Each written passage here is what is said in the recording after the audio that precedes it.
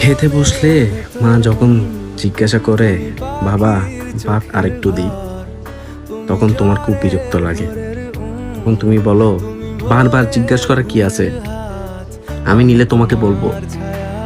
ঠিক তখন মা কষ্ট পেয়েও তোমাকে কিছু বলে না, শুধু বলে বাবা আরেকটু দিই, আরেকটু খা।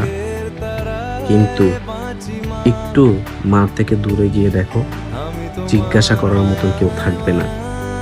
আত্মীয় স্বজন তো দূরের কথা, মা পৃথিবীতে সবচেয়ে বড় জিনিস।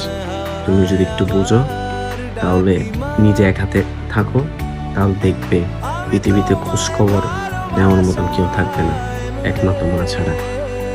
আজ বিশ্ব মা দিবস উপলক্ষে সকল মায়াকে জানাই আন্তরিক শুভেচ্ছা এবং দোয়া, ভালোবাসা। সবাই ভালো থাকবেন, সুস্থ থাকবেন, মাকে মায়ের সম্মান দিবেন। মা যতদিন বেঁচে আছে ততদিন সেবা যত্নের মধ্যে থাকবেন। আসসালামু আলাইকুম ওয়া রাহমাতুল্লাহি ওয়া বারাকাতুহু।